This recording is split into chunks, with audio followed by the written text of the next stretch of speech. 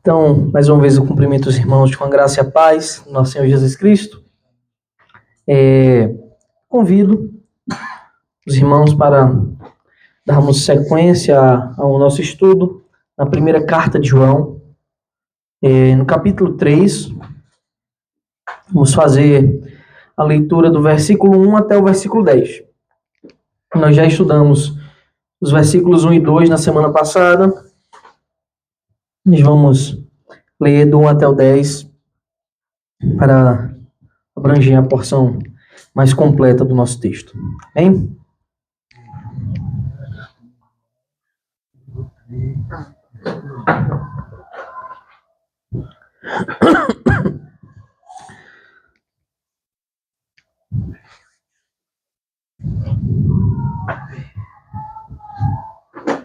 Primeira João, capítulo 3,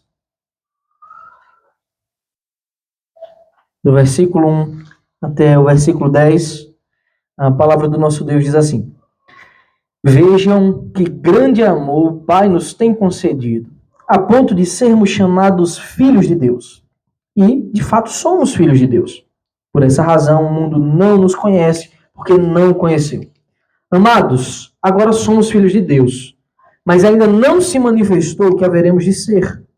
Sabemos que quando ele se manifestar, seremos semelhantes a ele, porque haveremos de vê-lo como ele é. E todo o que tem essa esperança nele purifica a si mesmo, assim como ele é puro.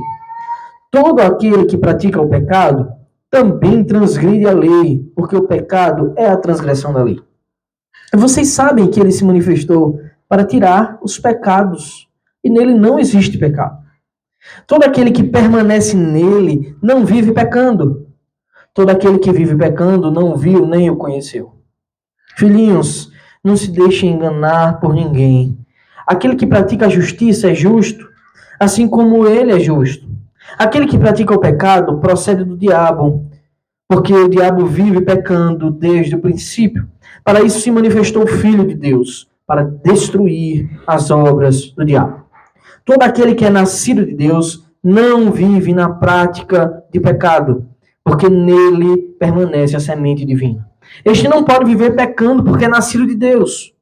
Nisto são manifestos os filhos de Deus e os filhos do diabo. Todo aquele que não pratica a justiça não procede de Deus, e o mesmo vale para aquele que não ama o seu irmão. Amém. Vamos orar mais uma vez ao Senhor.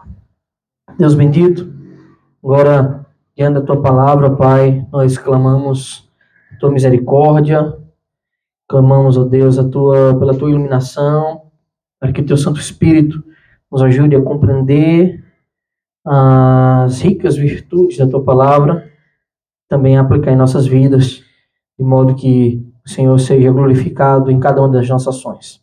Nos ajuda, Deus, nos dá sabedoria, discernimento, entendimento, para que a nossa vida seja para a tua glória, para que o Senhor seja exaltado e adorado como verdadeiro Deus, como nosso Pai, que tanto nos ama.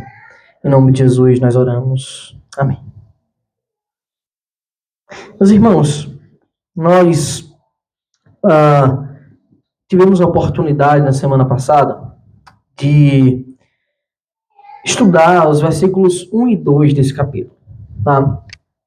Esses dois versículos, eles falam da manifestação de Cristo, que gera uma coisa tratada nos versículos anteriores a esses, que Cristo se manifestou. Na verdade, essa é uma grande tônica de toda a carta de João, que o Senhor Jesus se fez carne. João estava aqui rebatendo uma heresia muito terrível que estava começando a surgir naqueles primeiros dias da igreja, o protognosticismo, um princípio de gnosticismo, uma religião de mistério, uma heresia absurda que negava que Jesus tinha vindo, de fato, em corpo, encarnado. Então João fala disso em vários momentos da sua primeira carta. E ele fala, e ele usa a expressão, o Filho de Deus, ele se manifestou. O Verbo encarnou. Ele se fez carne para nos salvar. Essa é a grande mensagem que ele se fez carne e que ele morreu a nossa morte. É a mensagem da cruz, a mensagem do evangelho. E João, ele usa essa tônica. E agora ele começa a aplicar, nos versículos 1 e 2, ele aplica uma grande dádiva, uma grande maravilha do Senhor para nós, uma grande graça que é simplesmente incontável, incalculável, uma coisa sublime, linda. A manifestação de Cristo nos trouxe não somente salvação. A manifestação de Cristo nos trouxe filiação real. Faz com que o Pai nos adote como filho. A manifestação de Cristo aplica a obra redentora de Deus em nossa vida. De modo que não somos mais filhos da escrava, mas agora somos filhos de Deus. Somos de fato filhos e herdeiros. É evidente que uma verdade tão grande, que parte da manifestação do Filho, que parte da encarnação do Verbo, gera resultados práticos. Por isso que eu chamei o título, o tema, o título dessa mensagem, esse estudo, qual é a aparência dos filhos de Deus? Como os filhos de Deus se parecem? Um tempo atrás, eu pregando aqui, não tem muito tempo, não acredito que um mês, talvez, eu falei que, ou um pouquinho mais, que as pessoas do mesmo familiar tendem a se parecer, de algum modo. Não é? Então, se nós somos feitos família de Deus, adotados como filhos do Deus Altíssimo, qual é a aparência que nós devemos manifestar? De que modo singular as pessoas olham para nós e dizem, esta pessoa se parece com Cristo? Veja, ninguém tem a foto de Senhor Jesus Cristo. Mas de alguma forma nós podemos nos parecer com Ele. Como nós somos vistos e recebidos como família de Deus, como irmãos do Senhor Jesus Cristo, Filho do nosso Pai eterno. Vamos ver ao longo do texto se alguma característica importante é trazida para os filhos de Deus. Bem, os versículos 1 e 2 que nós tratamos, que fala dessas verdades, o apóstolo João diz o seguinte: vejam que grande amor o Pai nos tem concedido, a ponto de sermos chamados filhos de Deus. É um amor infinito.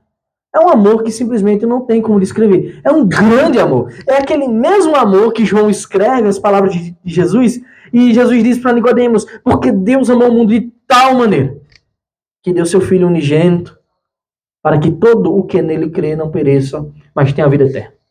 João agora complementa com suas próprias palavras. Vejam com que grande amor o Pai, com que grande amor o Pai nos tem concedido. Que grande amor é esse? A ponto de sermos chamados filhos de Deus. Mas ele não diz assim, não é só a ponto de sermos chamados como uma lembrança vaga. Ele diz mais, e de fato somos filhos de Deus. Por essa razão, o mundo não nos conhece, porque não o conheceu. É interessante, porque só podemos ter uma relação com as pessoas, uma proximidade, uma comunhão, se tivermos a mesma natureza. Se tivermos os mesmos padrões. Então, como o mundo não conhece o Pai, o mundo não pode ter intimidade conosco, nem nós com o mundo. Por quê? Porque todos quantos o receberam, deu-lhes o poder de serem feitos filhos de Deus. Então, quem não recebe o Pai, quem não recebe o Filho, não pode ter o Pai, como João já tinha dito. E quem não pode ter o Pai, não pode ser filho de Deus, como nós somos. Portanto, não faz sentido termos comunhão com o mundo.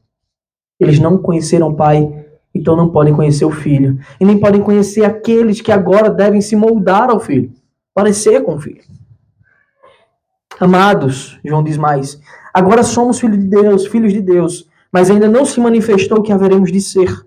Sabemos que, quando ele se manifestar, seremos semelhantes a ele, porque haveremos de vê-lo como ele é.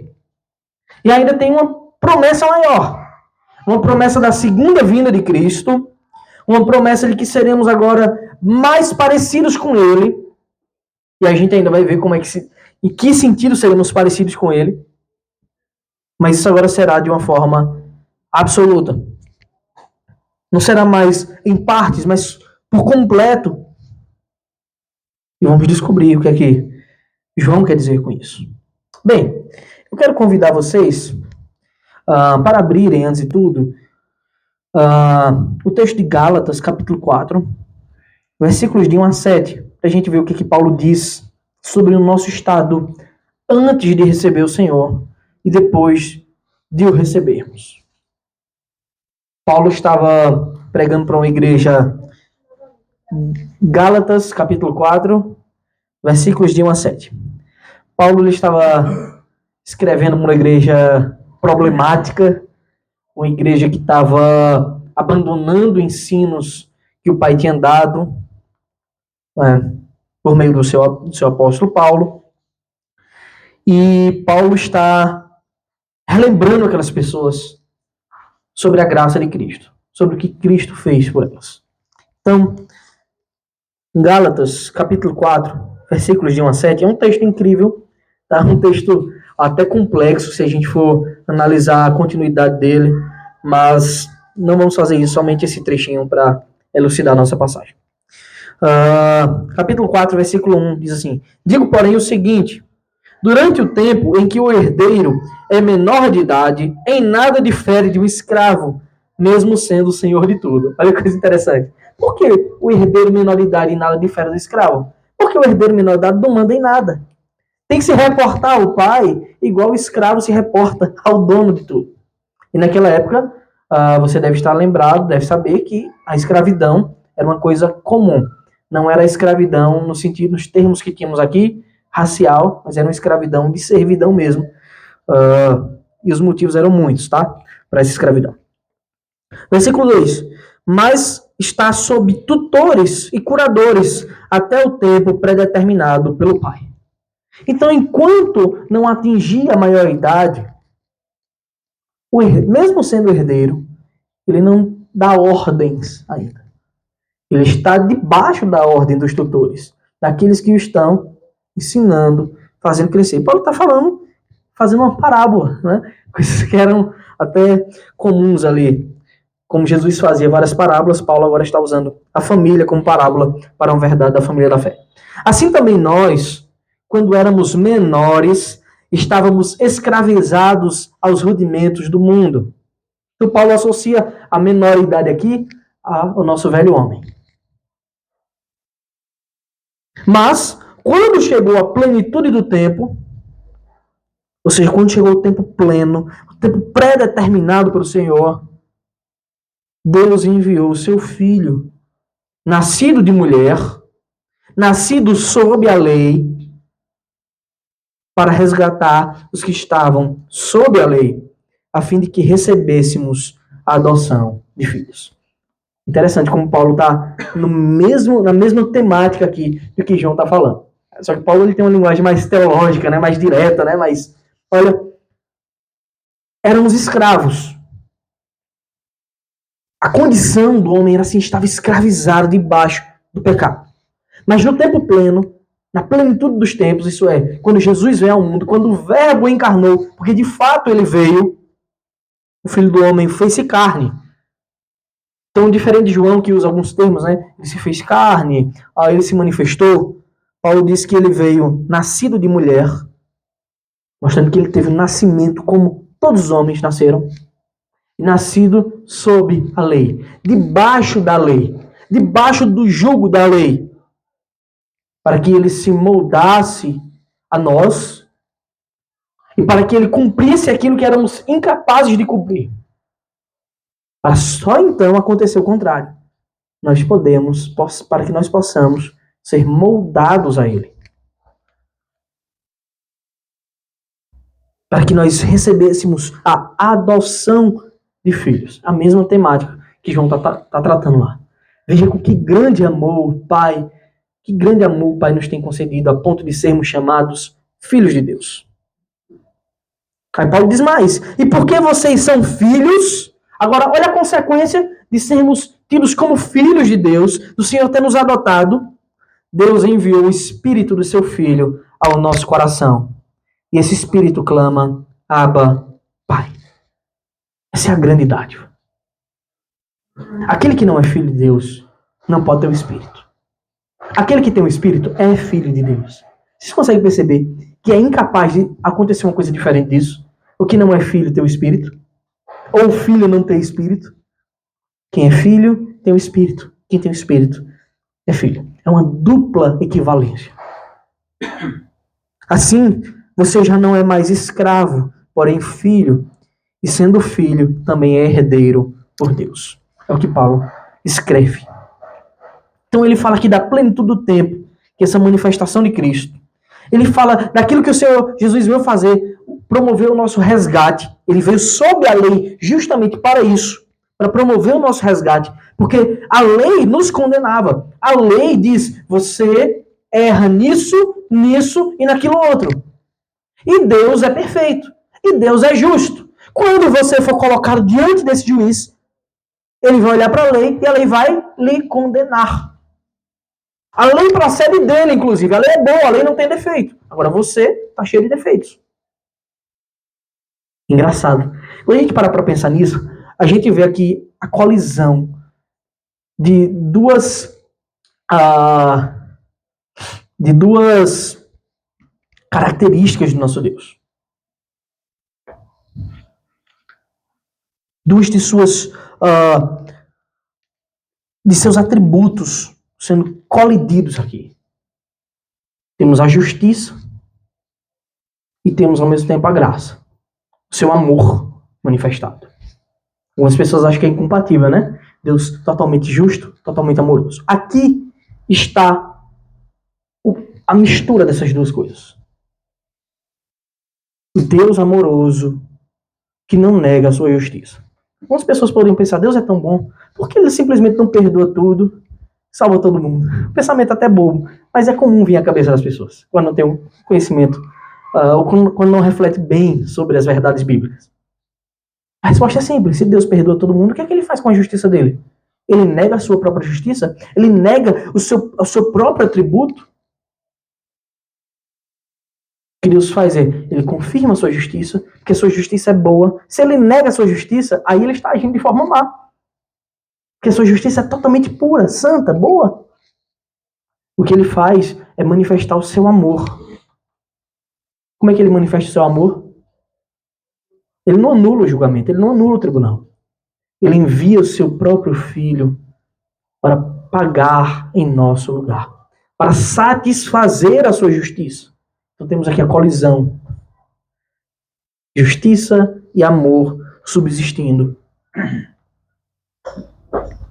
E aí nós somos salvos. Mais que isso, nós somos adotados como filhos, é o que Paulo diz. E as consequências, obviamente, são incríveis, maravilhosas. Nós temos agora uma mudança de status. Se antes nós éramos escravos do pecado, se antes a lei dizia você vai ser condenado, agora nós somos feitos filhos de Deus, herdeiros de todas as coisas com o Senhor e agraciados.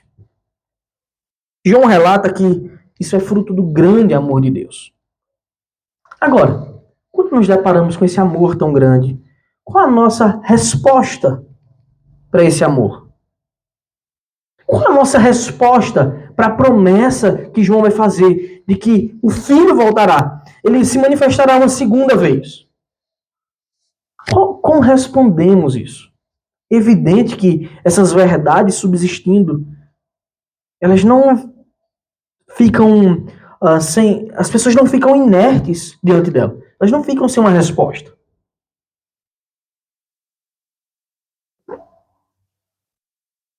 João escreve no versículo 3 do nosso texto: e todo o que tem essa esperança nele purifica a si mesmo como ele é puro. Evidentemente que a resposta é, uma vez que eu entendi o tamanho do amor de Deus, a ponto de eu ser chamado filho de Deus, ou quando eu olho para o que Paulo diz que eu era escravo e saí de escravidão, da escravidão para ser um herdeiro do Deus Todo-Poderoso, da condenação para a glória. Quem tem essa esperança, que não é só aquela esperança fugaz, vazia, de um si, a esperança de espera certa, nele purifica a si mesmo, assim como ele é puro.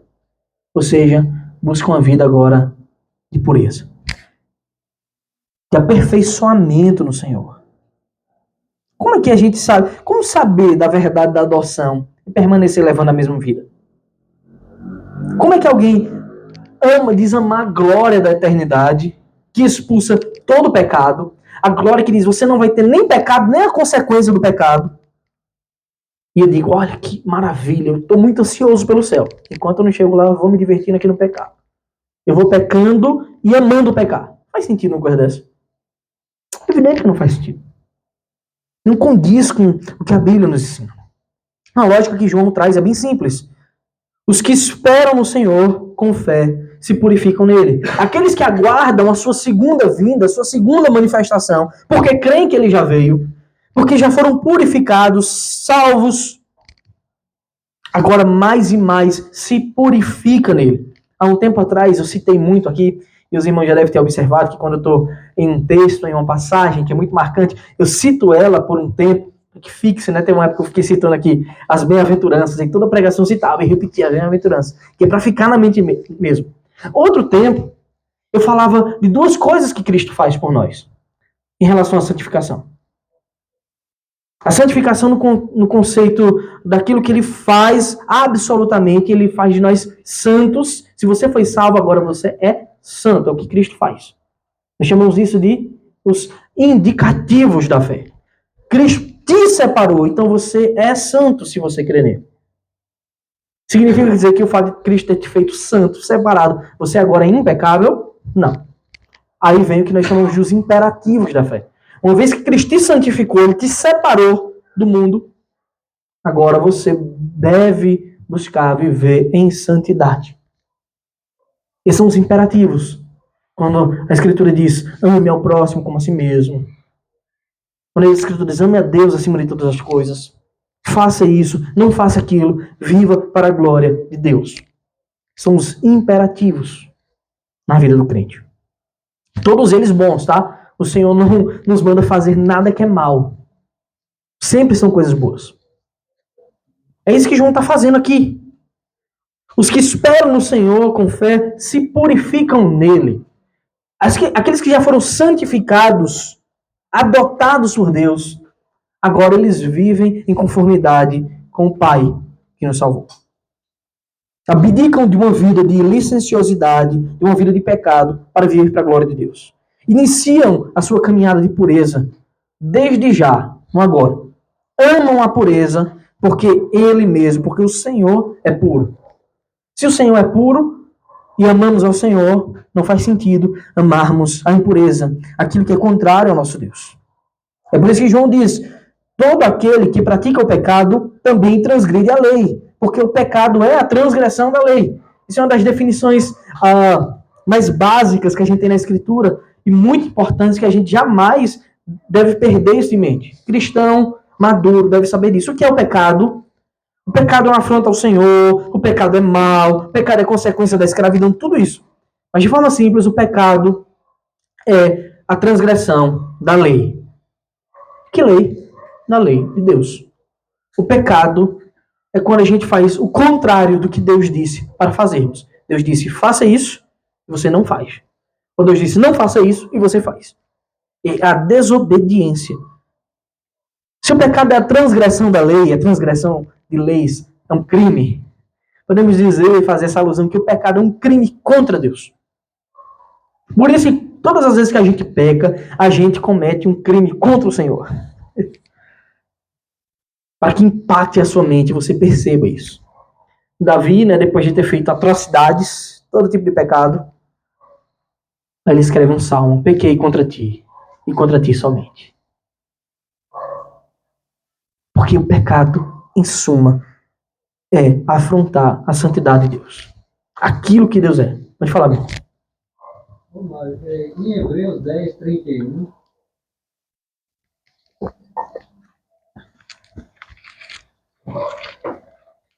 Pode falar.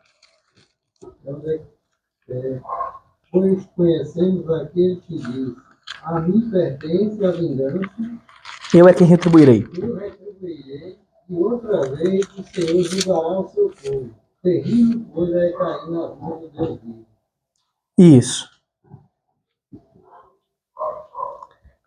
É para saber, no caso, o significado? Esse é um texto de Deuteronômio, né? Hebreu, É porque assim, o autor dos Hebreus está citando, está lá escrito em Deuteronômio. O autor dos Hebreus está citando esse texto. Está lá em Deuteronômio 32, versículos 35 e 36. Né? Então, aqui, obviamente, é sobre as pessoas que transgridem a lei, né? Então, de a quem pertence a vingança, né? Ou seja, que o juízo é de Deus. Né? Deus é quem julgará o mundo. A vingança aqui do Senhor, obviamente, é a vingança santa, né? É tanto que ele escreve, né? O Senhor que julga. Oi? que nos fala que Deus não vinga. Vinga, qual a diferença, né? Que quando o ser humano, quando se vinga, normalmente ele faz isso de forma pecaminosa, né? Deus não. A vingança que é aplicada para o Senhor é pura, né? É baseada em sua santidade, em sua justiça. O ser humano que quando faz isso, faz normalmente por um ódio pessoal. É movido por pecado. Mas essa vingança, assim, por causa das nossas razões, que pecar, você sabe, né? Todos nós. Sim, sim.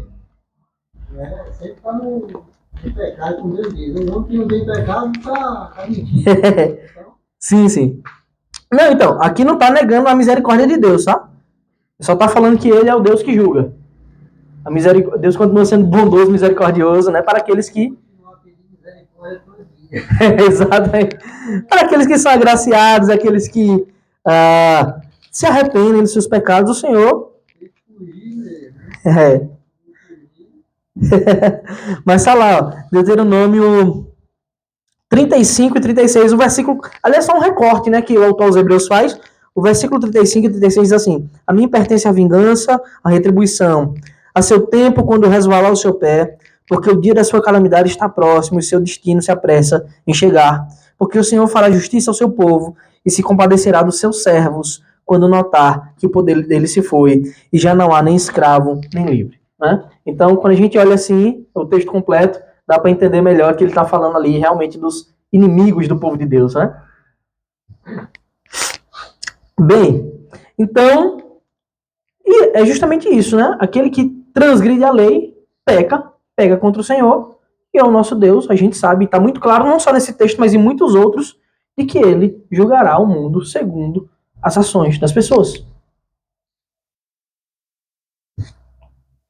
Em nosso favor, ele envia o seu Filho, e todo aquele que nele crê não perece, mas tem a vida eterna. Isso é somente graça, dádiva, amor, não somente pela sua bondade. O que é que João continua dizendo? Versículo 5. E vocês sabem que ele se manifestou para tirar os pecados, e nele não existe pecado. Olha que interessante. Pecado é a transgressão da lei. Pecado é uma afronta contra Deus. Aí no versículo seguinte, João diz: e vocês sabem que ele se manifestou para tirar os pecados, e nele não existe pecado. João aponta a nossa falha, aponta onde está o nosso crime, onde a gente é incapaz de solucionar, e diz assim: e ele se manifestou para isso, para tirar os pecados. Tirar como? Só dizer assim, acabou, não tem mais pecado? Não. Nós sabemos como foi que ele fez isso. Ele veio sob a lei, como Paulo escreveu, nascido de mulher, experimentou a fraqueza humana, sem pecado, foi tentado em todas as coisas, sem pecado, caminhou até a cruz, morreu a morte de cruz em nosso lugar, pagando os nossos pecados, sendo o sacrifício perfeito para todo que crê ser curado. Nele não existe pecado. Isso, talvez você... Parando, pra gente é difícil imaginar isso. Né? A gente imagina, quando a gente conhece a nossa pecaminosidade, a nossa mente, a gente fica pensando, que coisa, né? Como pode? Ele é totalmente puro.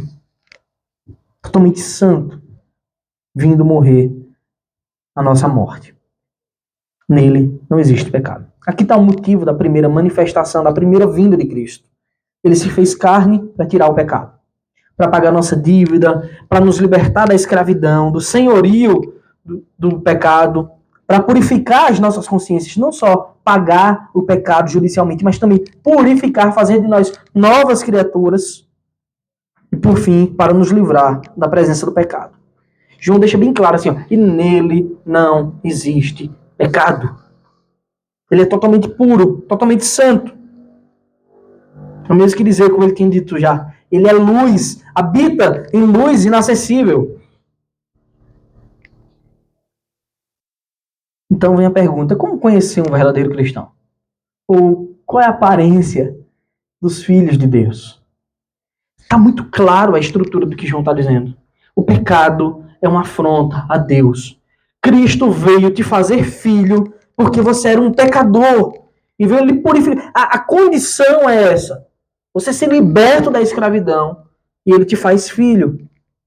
Não é você que se liberta, ele mesmo te liberta. E ele mesmo te faz filho. O pai adota.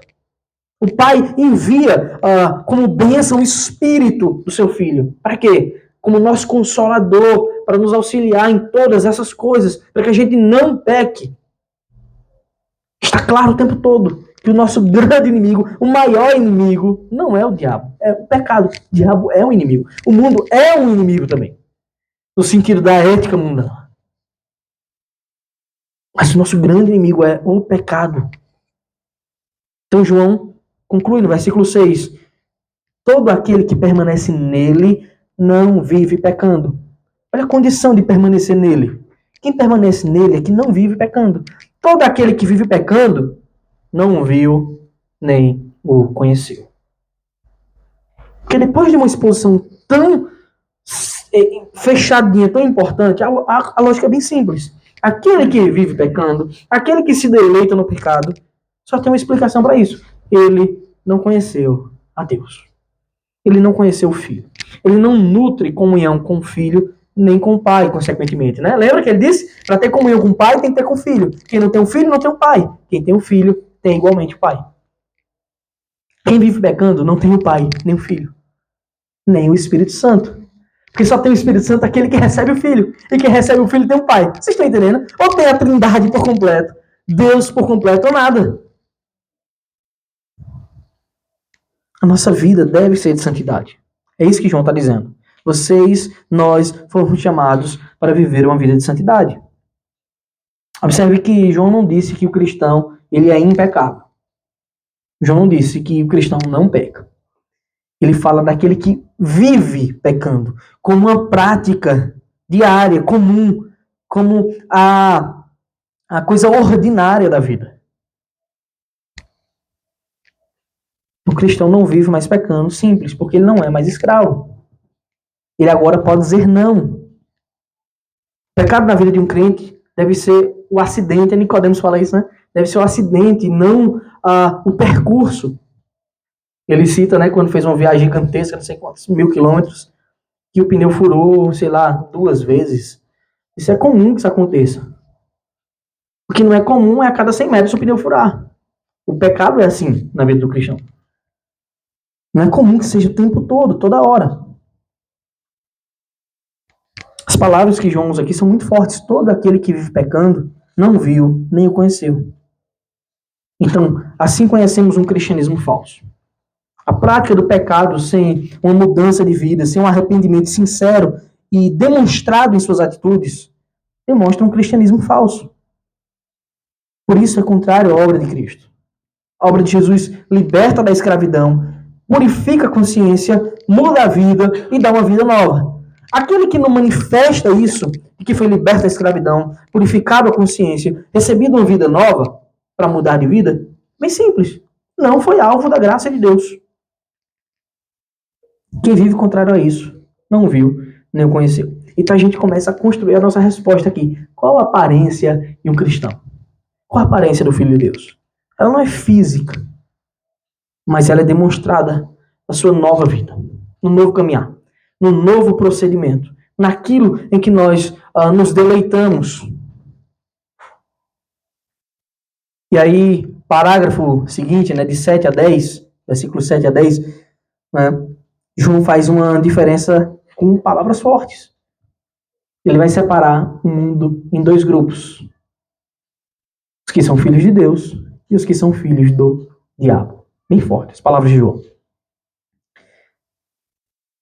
Então, quais as evidências exteriores de quem é ou não filho de Deus? Está bem claro, né?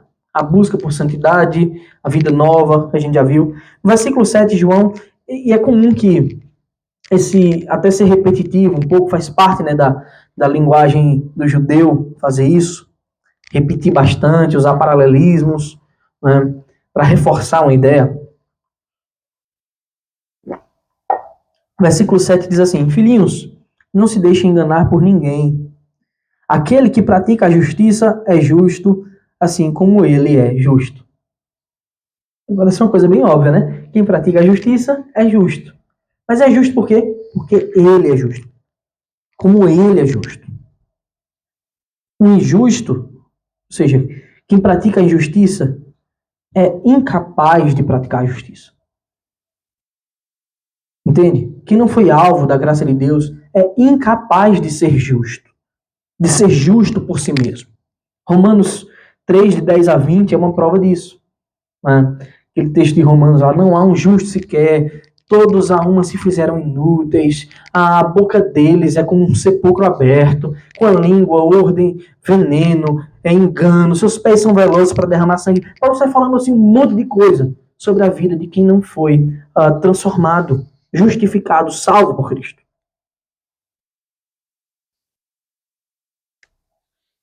Então, aquele que vive a justiça, vive porque ele é justo. Aquele que pratica o pecado procede do diabo, é o que João disse, versículo 8. Aquele que pratica o pecado procede do diabo. Porque o diabo vive pecando desde o princípio. Para isso se manifestou o Filho de Deus, para destruir as obras do diabo. Olha que coisa interessante, porque João começou assim, olha, se você vive em santidade, né, se você foi chamado, purificado, você é filho de Deus. Se você é filho de Deus, porque ele se manifestou para te salvar, você também é herdeiro. Olha que grande amor. Aí João continua falando. Aí ele começa a dizer, o pecado é a transgressão, tá? Agora ele vem dar o checkmate aqui. Ele vem dizer que aquele que vive de modo diferente do que nos é ensinado, ou seja, que pratica o pecado, né? Aquele que pratica, ou seja, que vive nesta prática, procede do diabo. Porque o diabo vive pecando desde o princípio. Para isso se manifestou o Filho de Deus, para destruir as obras do diabo. E ele ainda volta, né, para Cristo. Para que Cristo veio? Para destruir as obras do diabo. Porque o diabo foi quem semeou o pecado no mundo. Vocês lembram quando? Quando a gente volta lá pro Éden, no Gênesis. Ele vai enganar Adão e Eva. Dizer, olha, comam do fruto. E quando vocês comerem, vocês vão ser igual a Deus. Vocês serão iguais a Deus. Essa, meus irmãos, aqui é a filiação dos pecadores inveterados. O diabo, como está escrito, é homicida desde o princípio, ou seja, desde o Gênesis, do princípio, quando ele semeou a morte. Não é? Deus tinha dito, no dia que comeres do fruto, certamente morrerás. O que é que o diabo faz? Induz eles a comerem o fruto. Por isso ele é homicida desde o princípio. Para que é que Cristo vem? Cristo vem para destruir as obras do diabo. Ou seja, o pecado e a consequência dessas obras. Se o pecado é a morte, Jesus vem trazer vida e vida em abundância. Versículo 9. Todo aquele que é nascido de Deus não vive na prática de pecado. Quem nasceu de Deus, quem é nascido de Deus, não vive na prática de pecado. Mais uma vez ele retorna ao que ele já tinha dito antes. Porque nele permanece a semente divina. Por que nós não vivemos na prática do pecado? Porque não somos mais escravos do pecado. Agora em nós tem a semente divina. A graça, a habitação do Espírito, porque os filhos de Deus recebem o Espírito. Né? Por isso João disse, esse não pode viver pecando, porque é nascido de Deus. Mas o novo nascimento é muito especial. O novo nascimento não é a mesma coisa que o nascimento carnal.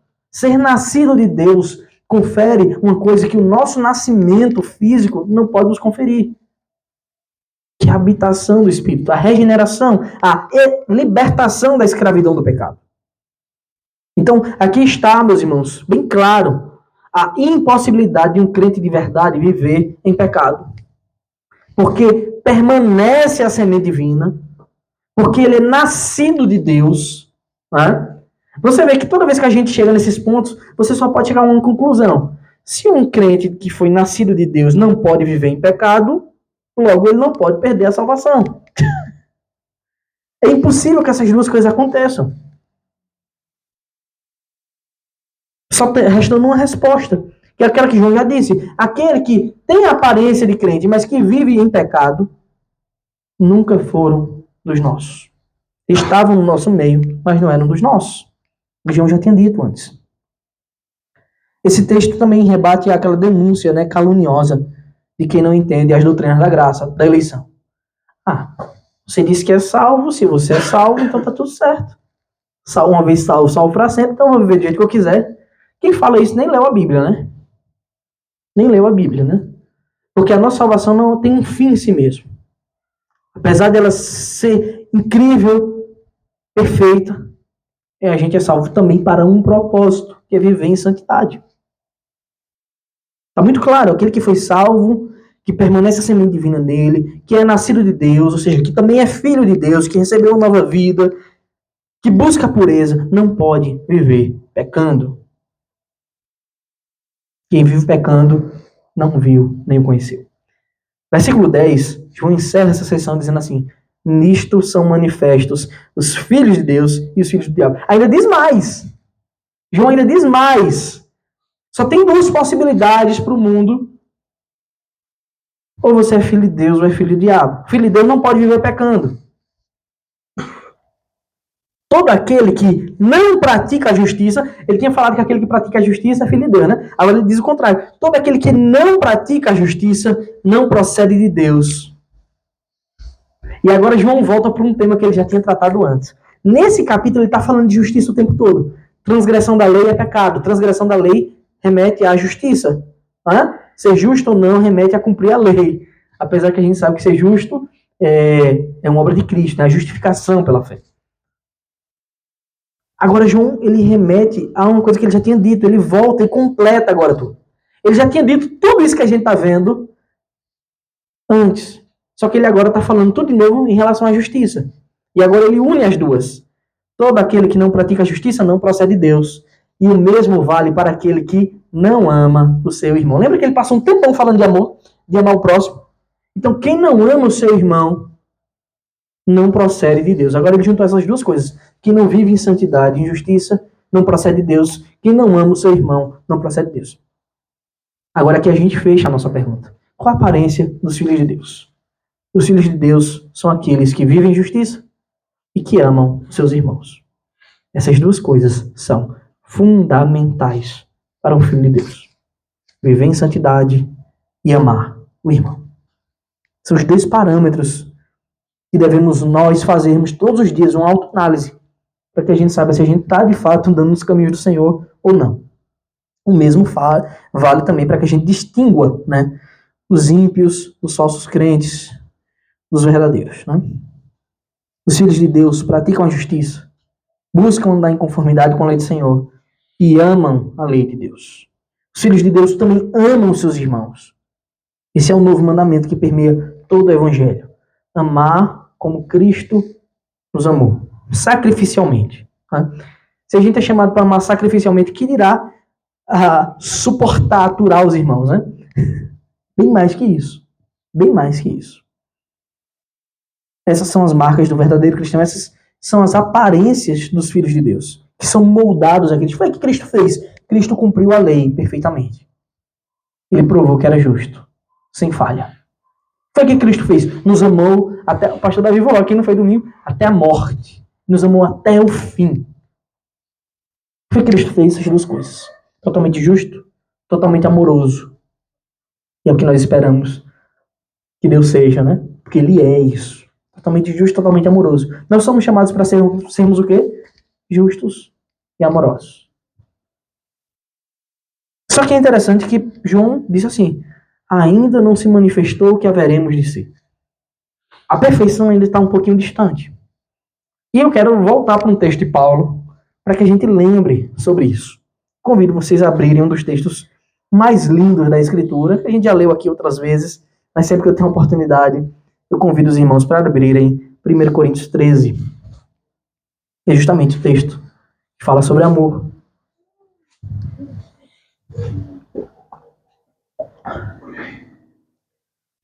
Apesar de alguns quererem usar isso aqui como doutrina para dons, o texto não é sobre dons, o texto é sobre amor. É. Versículo 1 diz assim, 1 Coríntios 13 diz, ainda que eu fale as línguas dos homens e dos anjos, se não tiver amor, serei como o bronze que soa, ou como o símbolo que retine. Ainda que eu fale, e eles achavam esse dom incrível, né? O dom de línguas, né? Ainda que eu fale isso, seria só apenas como alguma zoada, barulhenta, sem amor. Sem amor é só zoado. Interessante que Paulo não está dizendo que existe um dom, uma língua de anjos, tá, meus irmãos? Que o versículo anterior, eles vão falar agora a vocês num caminho sobremodo elevado. Quando a gente vai conferir o original, Paulo está dizendo assim, vou falar por hipérbole, ou seja, eu vou exagerar. Como aquela igreja gostava muito de se gabar de alguns dons, provavelmente o dom de línguas, que era o dom de línguas mesmo, né? Línguas estrangeiras, terem recebido esse dom de pregar o evangelho em outras línguas, sem ter estudado essas línguas, Paulo está dizendo que o dom em si só, sem amor, não vale nada. Muitas pessoas têm muitos dons, mas sem amor não vale nada. Ainda que eu fale a língua dos homens e dos anjos, se não tiver amor, serei como o bronze que soa, ou como o símbolo que retine. Ainda que eu tenha o dom de profetizar e conheça todos os mistérios e toda a ciência, quem conhece isso? Só Deus, né? Então Paulo está claramente exagerando. Ainda que eu tenha tamanha fé a ponto de transportar montes, se não tiver amor, nada serei. Paulo está dizendo que é possível a gente transportar literalmente um monte? Não, né? Mas ele está pregando sobre o amor. E ainda que eu distribua todos os meus bens, e entre os pobres, muita gente acha que ganhará o favor de Deus por ajudar os pobres, né? Paulo está dizendo, ainda que eu distribuo todos os meus bens, que eu vivo uma vida de miserável, e ainda que eu entregue o meu próprio corpo para ser queimado, se não tiver amor, isso de nada me adiantará. O amor é paciente, que a gente aprenda a viver entre irmãos, porque é assim, meus irmãos. Paciente e bondoso. O amor não arde em ciúmes, não se envaidece, não é orgulhoso, não se sente superior aos outros, não se conduz de forma inconveniente. Nós devemos nos conduzir de forma santa. Não busca os seus interesses, faz as coisas só para ganhar. Não se irrita, não se ressente do mal, não fica ressentido quando sofre o mal por alguém. Não guarda aquilo, aquela mágoa, aquele rancor. O amor perdoa. O amor não se alegra com a injustiça, mas se alegra com a verdade. O amor tudo sofre, tudo crê, tudo espera, tudo suporta.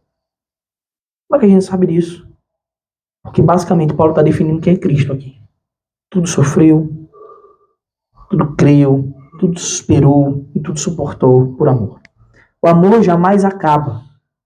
Esse é o dom perfeito, infinito, que jamais terá fim. Havendo profecias, desaparecerão, porque um dia tudo vai ser cumprido. Havendo línguas, que era o que aquele povo se gabava de ter, cessarão. E eu acredito que já cessaram essas, pelo menos. Havendo ciência, passará. Pois o nosso conhecimento é incompleto e a nossa profecia é incompleta. Mas quando vier o que é completo, quem é completo? Cristo.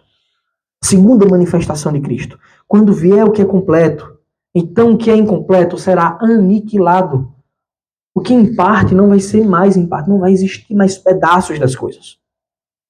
Mas quando vier o que é completo, então o que é em parte será aniquilado. E é como essa exortação, e ao mesmo tempo é linda. Olha o que Paulo diz agora. Quando eu era menino, falava como menino, sentia como menino, pensava como menino. Se você é menino, você vive assim. Igual um moleque. Pensando, falando e agindo como uma criança. Birrenta. E eu sei como é. Que eu tenho. Quando eu cheguei a ser homem, desisti das coisas próprias de menino. Você é chamado para ser homem. Se você é mulher, para virar uma mulher de verdade, madura. E se você é homem, para você ser um cabra macho e maduro. Porque agora vemos como num espelho. O que a gente tem agora é como um espelho. Não acho que Paulo está falando do espelho como a gente tem. Nosso espelho é incrível. Naquela época o espelho era uma peça de bronze, polida. Era bem escuro, você não via as coisas tão nítidas. Não tinha um espelho como a gente tem hoje. O espelho naquela época não mostrava cada detalhe perfeitamente. Porque agora vemos como no espelho, de forma obscura, porque era bem escuro mesmo o espelho. Depois veremos face a face. Agora meu conhecimento é incompleto. Depois conhecerei como também sou conhecido, ou seja, com ele meu conhecimento será completo. A gente deve aguardar a sua vinda, vivendo nesse amor, amando verdadeiramente, sendo maduros, crentes fiéis. Versículo 13, ele encerra dizendo: agora, pois, permanecem a fé, a esperança. Ele não fala mais de dons, esses dons que as pessoas se gabam. O que permanece? A fé, a esperança e o amor. Esses três, porém o maior deles é o amor. Então, meus irmãos, constantemente nós devemos analisar os nossos corações para saber se estamos vivendo nesse amor para o qual somos chamados para a glória de Deus. Amém? Alguém quer falar alguma coisa, perguntar alguma coisa? Pode fazer. Não tem a ver